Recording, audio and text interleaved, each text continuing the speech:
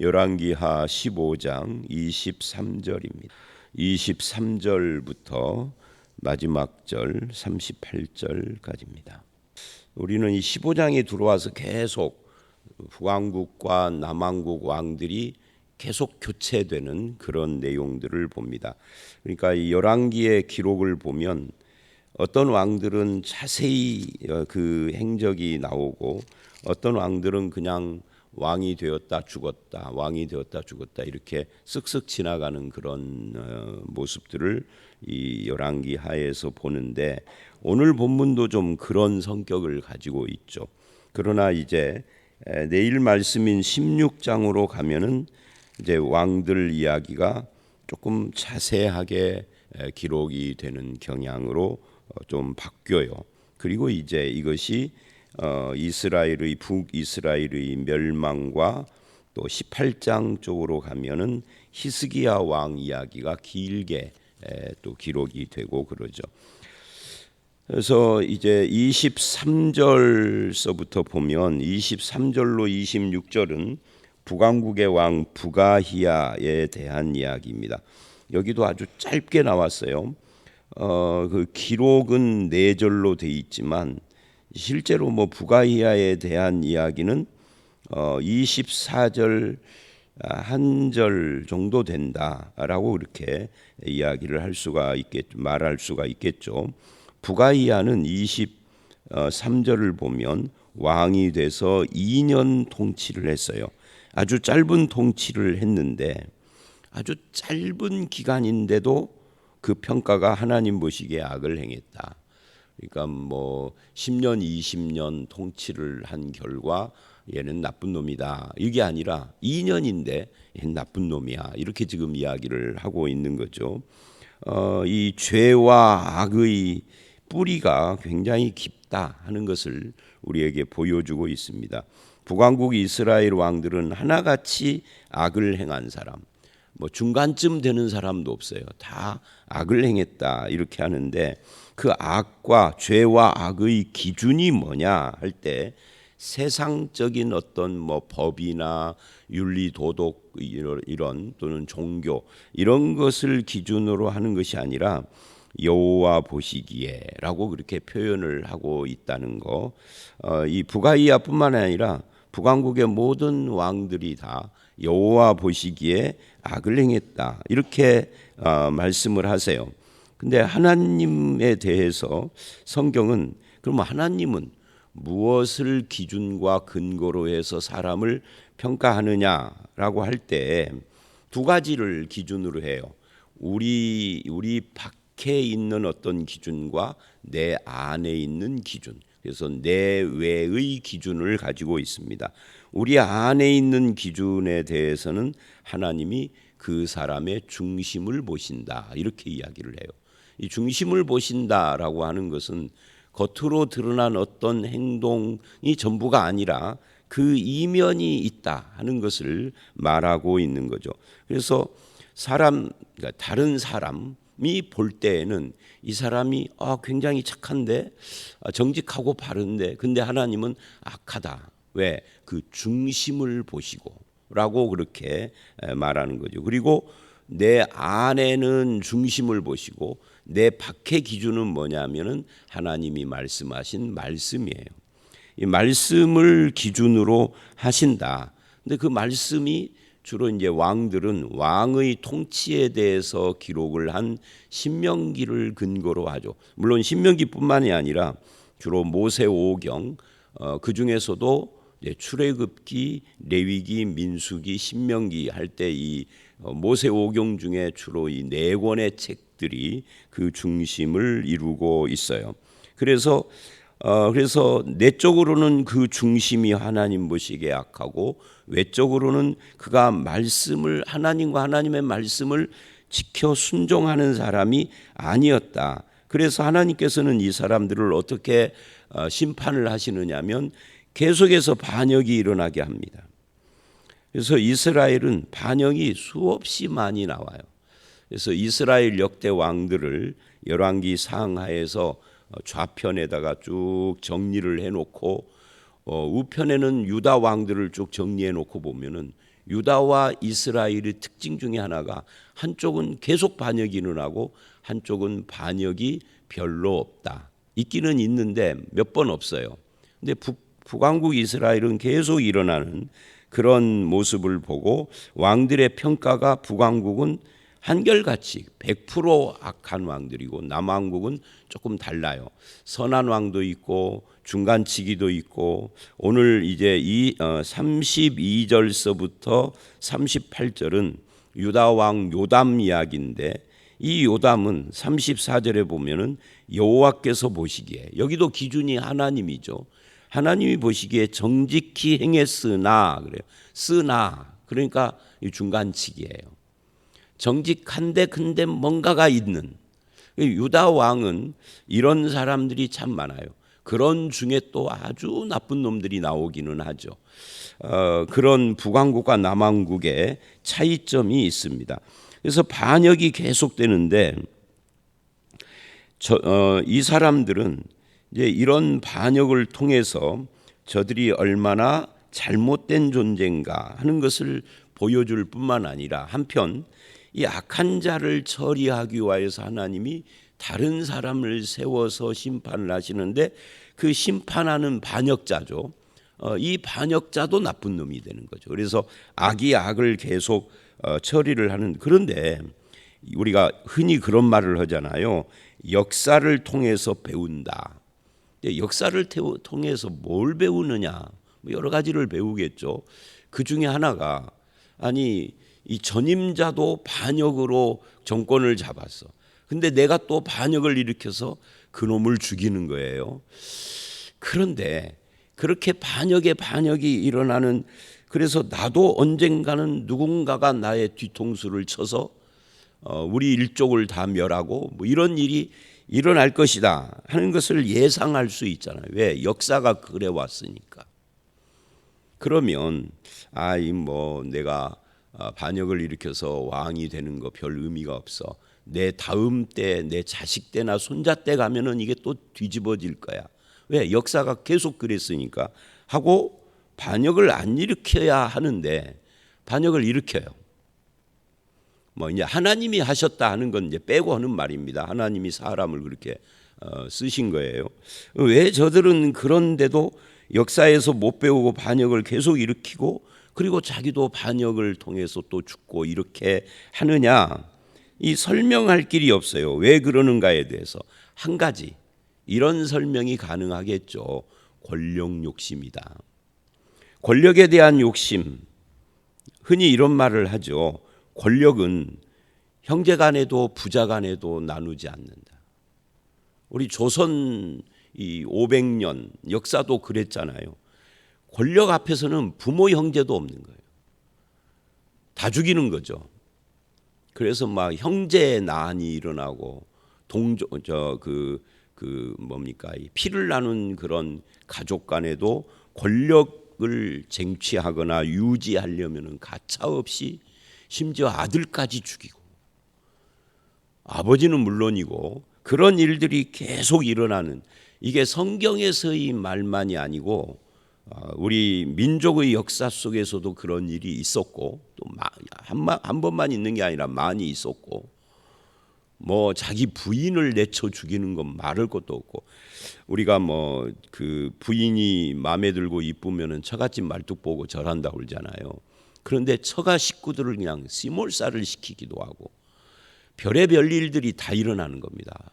삼촌이 조카 죽이는 거 그런 것도 일어나고 그래서 이게 인간의 권력욕이라는 것이 무시무시하다 하는 것을 우리는 역사 속에서도 배우고 성경에서도 배우는 겁니다. 저들은 더 이상 하나님이 세우신 왕이 아니다 하는 거죠. 권력의 욕심에 눈이 어두워진 존재들일 뿐이다. 그걸 뭐라고 불러요? 죄인이라고 부르는 거죠. 하나님이 세우신 그런 사명자가 아니라 권력에 찌든 이 욕심, 권력욕에 찌든 죄인일 뿐이다. 그저 사명이 아니라 자리를 차지하기 위한 그것도 미래가 불투명한 그래서 하나님께서 보시기에 그 중심이 악하고 하나님의 말씀에 순종하지 않는 악인들이다. 그런 것을 우리는 여기서 보면서 나는 어떤가? 우리는 뭐 정치권에 있지도 않고 무슨 권력하고 거리가 먼 것처럼 보이지만 권력이라는 것이 꼭 정치 권력만 있는 건 아니에요. 뭐 예를 들면 가정의 부모도 권력이에요. 교회에서 어떤 직분도 일종의 권력이 거기에 있어요. 어디에든지 심지어 무슨 사회단체, 뭐 사회단체라고까지 할 것도 없고요. 동창회 회장하는 것도 권력이에요. 저희가 이제 우리 동창들도 나이를 먹어가면서 이제는 조금 이제 뭐 몸도 그렇고 그러니까 안 그러는데 40대 50대 이런 때 보면은요 웃겨요. 그 동창들 몇십 명 되지도 않는 동창들. 그러니까 한 학년이 세 클래스니까 60명씩 180명. 그 중에 한 3분의 1 정도나 동창회에 와요. 그러니까 한 60명. 그 60명 한 주먹도 안 되는 것들 안에서도 다음번 회장은 누가 돼야 하는데 저놈은 안 돼야 하는데 막 치열했어요. 근데 60대 중반이 지나가니까 그게 조금 줄더라고. 이제 기운 딸리는 거죠. 그래서 우리가 인간은 근본적으로 권력욕이 있습니다. 권력욕이. 그래서 이런 부분이 남의 일이 아니다. 그 탐욕을 놓고 서로 비방하고 뭐 저놈 얼마나 나쁜 놈인지 그러고 있고 그러다 하나님 보실 때는 이러는 거예요. 그놈이나 너놈이나 다 죄인이다. 너네들 죄인이다. 그거 회개해야 한다. 울어도 못하네. 제가 아까 첫 번째 찬송 매일 성경에 나오는 아는 찬송인데 반주 없이 부르려니까 첫음을 잡기가 어려워요. 그래서 급하게 찾은 그 찬송이 울어도 못하네, 힘써도 못하네. 뭐를 못한다는 거예요? 하나님 앞에서 우리 죄를 변화시킬 수가 없어. 이사야서를 보면 그런 말씀 나오죠. 표범이 자기의 그 얼룩점을 그걸 닦아가지고 지워서 없앨 수 있느냐. 만약에 그게 가능하면 너의 죄도 너 스스로가 지워 없앨 수 있을 텐데 불가능한 거다. 하나님 앞에 회개하지 않고는 그건 안 되는 것이다. 그래서 울어도 못하고 힘써도 못하는 거예요. 그래서 인간의 이 권력욕, 이 죄악이 우리를 사로잡고 있는 부분은 없는지에 대해서 한번 생각해 봐야 합니다. 심각한 문제예요, 사실은. 저 오늘 말씀 저거는 나오고는 큰 관계가 없는데 이렇게 생각하지만 한번 곰곰이 생각. 이 권력의 자리라는 것이 별의별 게 다 있어요.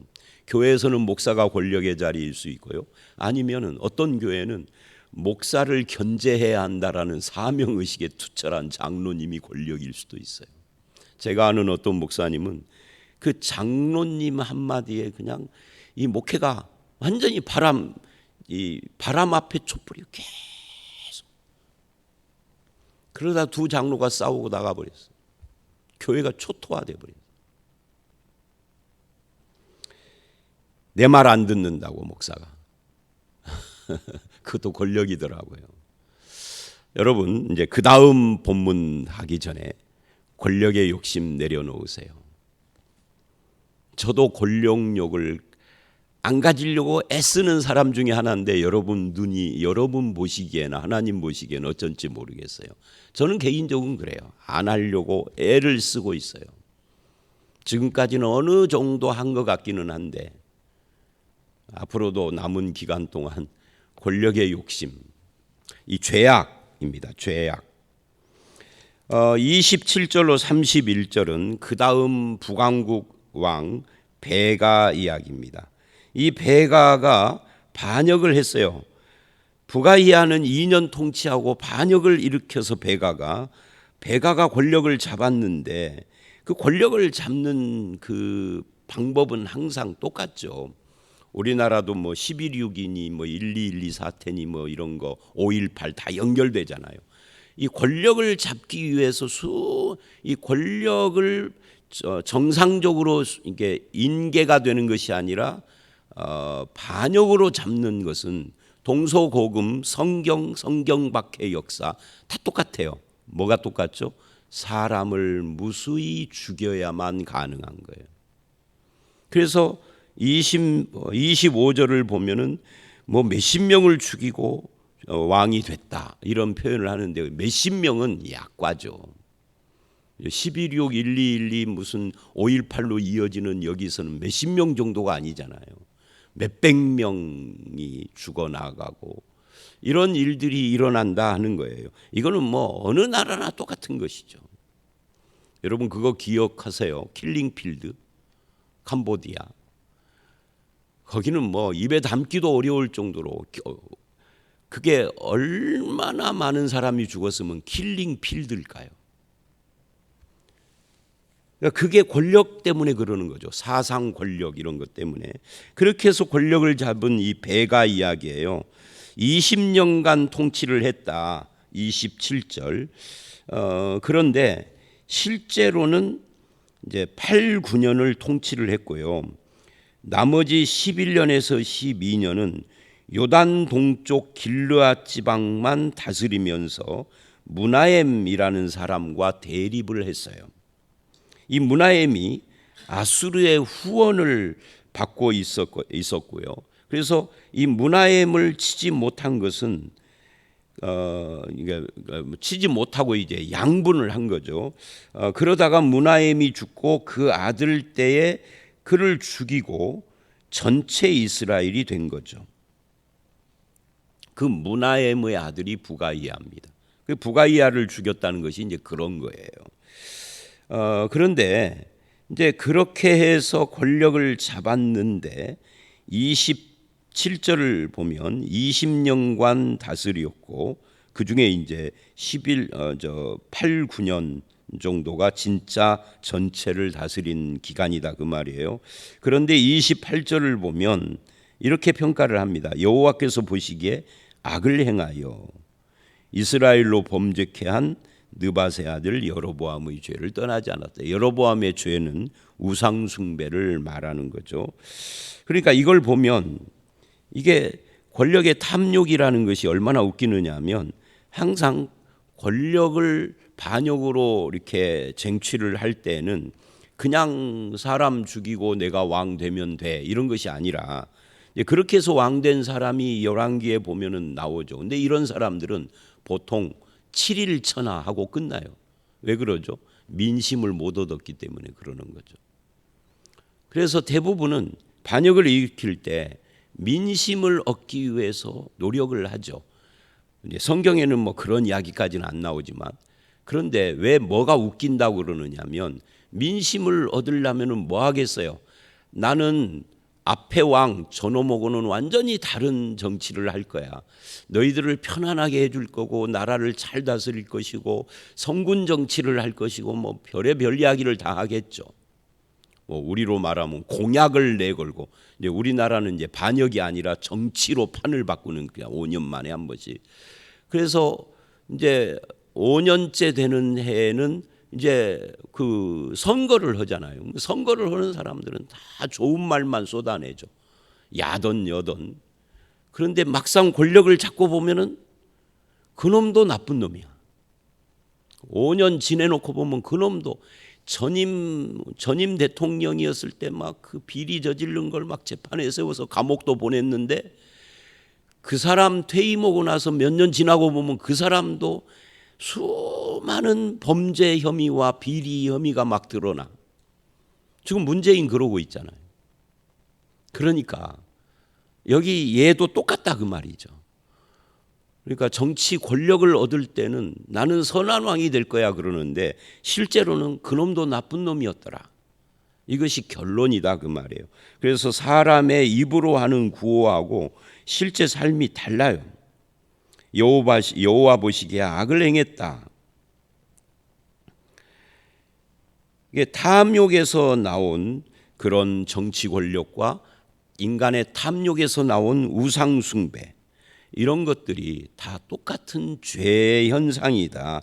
하나님 보시기에 그런 모습을 지금 말하는 겁니다. 그리고 이제 29절서부터 나머지 이야기를 보면 29절에 이렇게 해요. 이스라엘 왕 베가 때 바로 지금 베가 이야기를 하고 있죠. 아수르 왕 디글랏 빌레셋이 와서 이온 아벨벳 이거 보면은 이게 어느 지명인지 우리는 잘 생소하죠. 마아가는 조금 들어본 지명일 겁니다. 야노아, 게데스, 하솔은 많이 들어봤죠. 길르앗, 갈릴리, 납달리는 우리가 익히 잘 아는 주로 이 북쪽 지역입니다. 이 북쪽 지역을 아수르 왕이 점령을 하고 그 백성을 사로잡아 아수르로 옮겨갔다. 그러니까 북왕국이 이제 멸망의 시초에 들어가기 시작을 하는 겁니다. 그래서 이것이 16장을 거쳐서 17장에 가면은 북왕국이 완전히 멸망을 하는데 그것이 시작되고 있다는 거예요. 베가가 북왕국을 통일을 해서 왕이 된 지 6년 만에 이 일이 일어난 거예요. 그래서 아수르의 침략으로 엄청난 피해를 받고 북쪽 지방이 완전히 아수르에게 넘어가 버리고 주민들이 강제 이주당하고 나중에는 이제 사마리아 도성까지도 다 점령당해서 이제 소위 말하는 이스라엘 사람들 이주시키고 이방 민족을 이주시켜서 이쪽으로, 그래서 혼혈 민족을 만들어 버리는, 이게 이제 예수님 시대의 사마리아 민족의 탄생 배경이 되는 거죠. 그런데 이 부분에서 역대하 28장 6, 7절 그리고 16절로 25절을 가보면 이 부분과 관계되는 보충 설명이 나옵니다. 어떤 설명이 나오느냐면 유다의 왕 아하스가 바알신과 각종 우상 숭배를 해요. 그래서 하나님이 아람 왕과 이스라엘 왕 베가에게 유다를 넘깁니다. 오늘 본문이 말하는 그 베가죠. 그래서 이 베가가 유다를 쳐서 하루에 12만 명을 죽여요. 그러니까 이게 역사를 보면 남북 이스라엘이 아주 웃겨요. 남왕국 왕의 범죄에 대해서 하나님이 북왕국 왕을 통해서 저들을 징계를 해요. 12만 명을 죽였으니 어마어마한 거죠. 12,000명도 엄청난 건데, 그런데 그렇게 베가를 쓰셔서 심판을 하시고, 이 베가는 이스라엘 북쪽에 있는 아수르 왕을 보내서 또 심판을 하시는 거예요. 그러니까 이런 장면들이 우리에게 큰 교훈을 주는 거예요. 악인들의 그 서로 물고 물리는 장면들. 아수르 왕이 와서 그 베가를 응징을 하는데, 이때 유다는 에돔이나 블레셋의 침략도 받아요. 그러니까 남왕국 유다는 북쪽에서 남쪽에서 동쪽에서 막 침략을 받는 거죠. 그래서 이 유다가 이게 침략을 막 받으니까 어디에다 도움을 청해야 되는데, 도움을 어디에다 청해야 되느냐면 히스기야 같은 경우에는 하나님께 도움을 청해요. 그 유명한 편지를 하나님 성전에 가져서 펴놓고 하나님이 글을 읽으시는 걸 전제로 하고 읽으시죠. 그리고 하나님께 기도를 해요. 그래서 물리쳐요. 근데 이제 유다 왕 요 아하스는 그렇지가 않죠. 베가가 쳐들어오고 에돔과 블레셋이 쳐들어오고 막 그러니까 도움을 청할 데가 없으니까 아수르의 사신을 보내서 도움을 청해요. 그러니 아수르가 쳐들어온 거죠. 그래서 결국은 이 북왕국 엄밀히 말하면 유다와 동족인데, 그 자기 동족 백성인 이 북왕국이 북쪽을 완전히 아수르에게 내주고 백성들이 무수히 포로로 잡혀가는 이런 일이 일어난 거예요. 그래서 북쪽이나 남쪽이나 계속해서 하나님 앞에서 불순종하는 죄악 가운데서 이제 하나님의 심판을 받기 시작을 한다 하는 것을 보여주고 있는 거죠.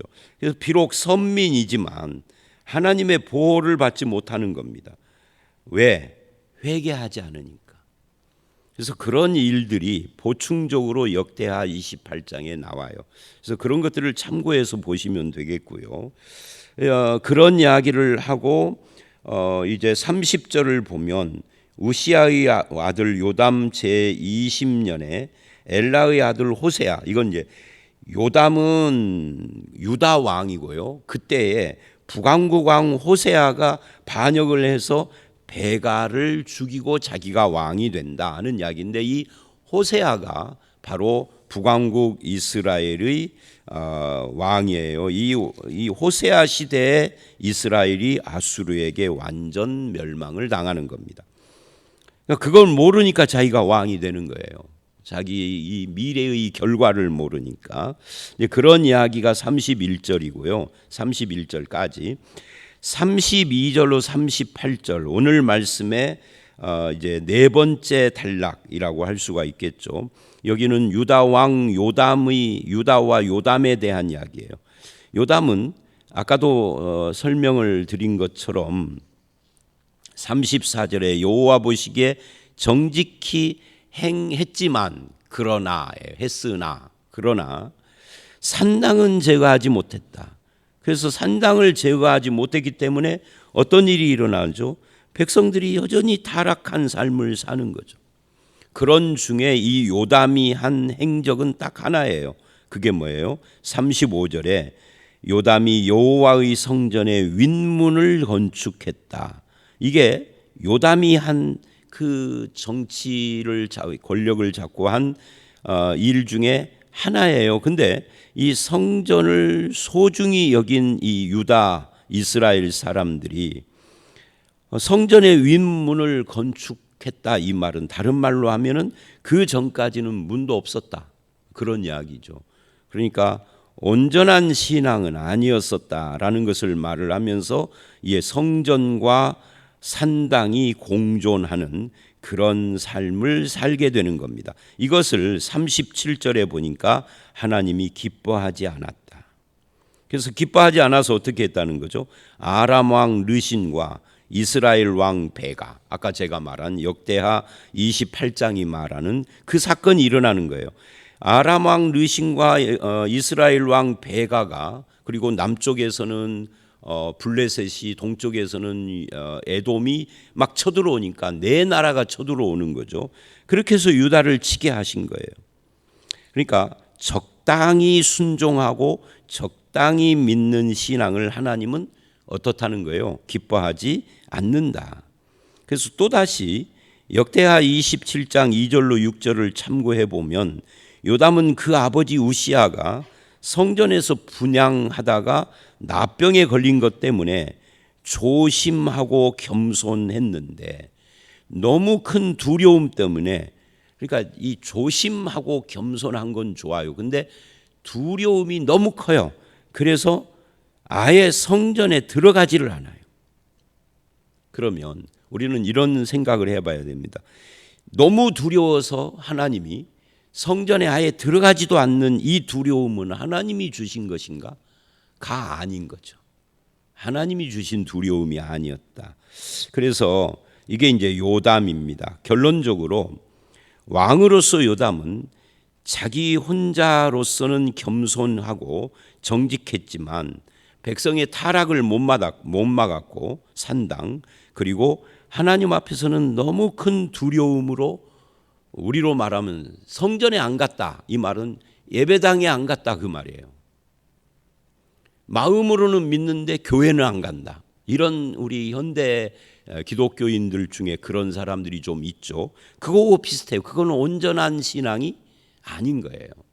참되고 온전한 신앙은 마음으로 하나님을 믿고 예수를 믿고 하는 것이 아니라, 마음은 물론이지만 교회라고는 공동체에서 함께 하나님을 예배하고 교제하고, 그러니까 수직적으로 하나님과 교제하는 이 예배와 수평적으로 믿는 자들과 함께 한 몸을 이루는 것이, 이게 신앙의 아주 중요한 축이에요. 근데 이 수평적인 교제를 부정해버려요. 나는 그런 거 안 해. 옛날에 나 교회에서 많이 그런 거 해봤는데 상처만 받았어. 그건 바른 신앙의 모습이 아니다 하는 것을 알 수가 있습니다. 자, 오늘 말씀 여기까지입니다. 권력용 이야기를 했고요. 그리고 하나님 보시기에라는 이 기준, 중심을 보시고 말씀을 기준으로 한다 하는 이런 거, 그 다음에 하나님께서는 다른 악인을 통해서 심판하고 또 그 악인은 또 다른 악인을 통해서 심판하시는 구조를 갖고 있다는 거. 그 다음에 마지막으로 하나님 앞에 정직했으나 온전한 신앙은 아니었던 이 요담에 대한 이야기를 통해서 우리 신앙을 돌아봤습니다. 저와 여러분이 하나님 앞에서 온전한 신앙, 진실한 신앙, 하나님 보시기에 중심도 바르고 말씀에 순종하는 그런 신앙의 삶을 살아가는 저와 여러분들이 다 되시기를 주의 이름으로 축원합니다. 함께 기도하겠습니다. 하나님, 여호와 보시기에라고 하는 이 기준 속에서 중심을 보시고 말씀을 기준으로 우리의 삶을 평가하시는 하나님 앞에 우리가 정직하고 바르고 온전한 신앙으로 응답하는 우리 모두가 되게 해 주시옵소서. 특별히 우리의 속에 있는 권력욕, 탐욕, 이 죄의 문제가 아버지 하나님 울어서도 안 되고 힘써서도 안 되고 오직 하나님의 은혜 앞에서 회개함으로써만 해결이 가능한 문제라는 것을 알았습니다. 우리가 회개의 영으로 충만하게 하시고 늘 하나님 앞에서 자기를 살피고 하나님의 은혜를 구하며 그렇게 순종하는 삶을 살아가는 우리 모두로 인도하여 주시옵소서. 예수님 이름으로 기도드려 싸움나이다. 아멘.